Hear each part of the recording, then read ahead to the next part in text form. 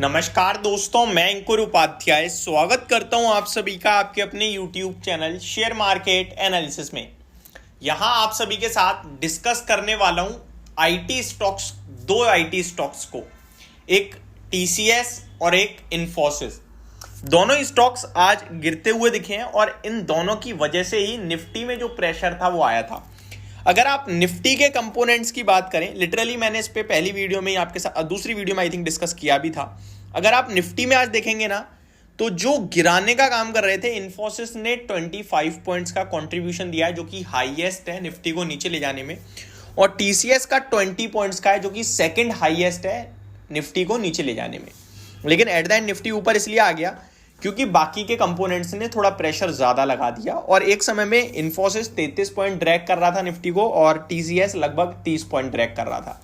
तो ये थोड़ा थोड़ा रिकवर हुए हैं। इसीलिए अगर आप डेज लो से कंपेयर करेंगे दोनों ही स्टॉक्स को, तो आपको क्लियरली दिखेगा कि हल्की हल्की ऊपर की तरफ आते हुए दिखे। लाइक टीसीएस 30 रुपए ऊपर बंद हुआ है डेज लो से, आज 3563 का लो लगाया, 3593 पे बंद हुआ, तो 30 पॉइंट्स यानी कि 1% ऊपर बंद हुआ है ऑलमोस्ट अपने डे लो से। और इन्फोसिस की बात की जाए, 1433 का लो लगाया, 1449 यानी कि लगभग 16 रुपए, ये भी एग्जैक्टली 1% से ज्यादा ही ऊपर बंद हुआ है डेज लो से।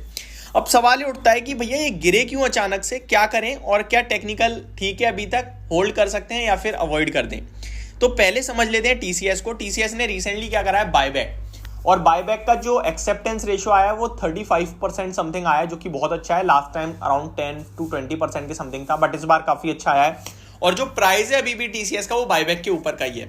टीसीएस में एग्जैक्टली जो लेवल है वो लेवल आपके लिए 3640 का ही था। इस बार भी हाई ऑलमोस्ट 3670 यानी कि almost similar kind of levels पे लगा और वहीं से नीचे आ रहा है।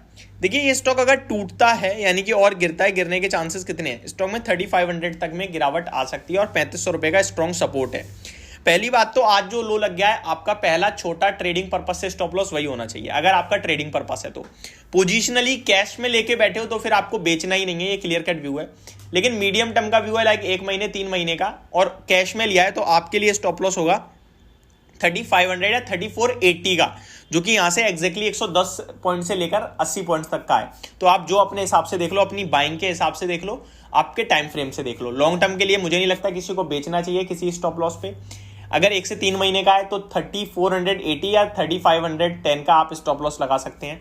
दूसरी बात, अगर आपका ट्रेडिंग पर्पस है तो आज जो लो लगाए 3563 का, वही आप स्टॉप लॉस रखिए।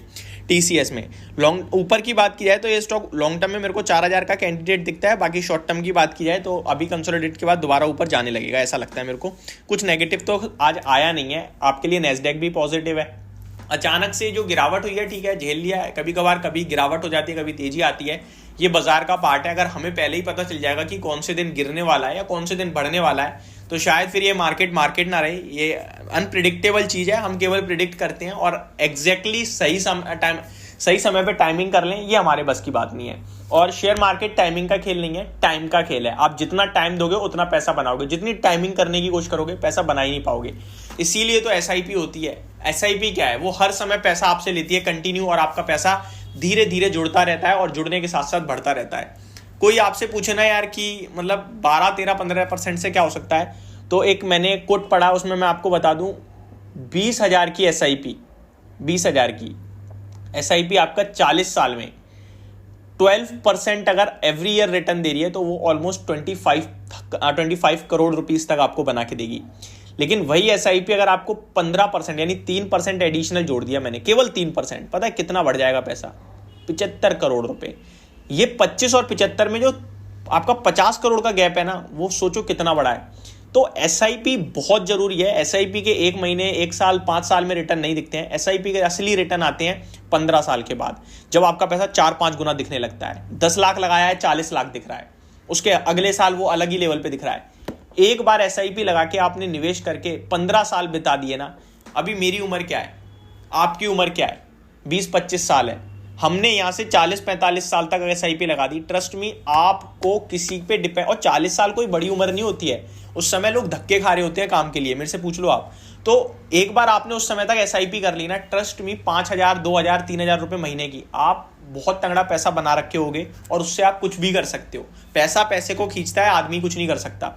तो आप एसआईपी जरूर कीजिए। और नहीं समझ में आ रहा कौन से फंड में लगाना है, कैसे शुरू करें, मैं डिस्क्रिप्शन में लिंक दे दूंगा, उस पर क्लिक करके आप आराम से अपना म्यूचुअल फंड अकाउंट ओपन कर सकते हैं, जहां पे आपके नॉर्मल पैन डिटेल्स और जो बैंक अटैच करना चाहते हैं उसके माध्यम से आप एसआईपी शुरू कर सकते हैं।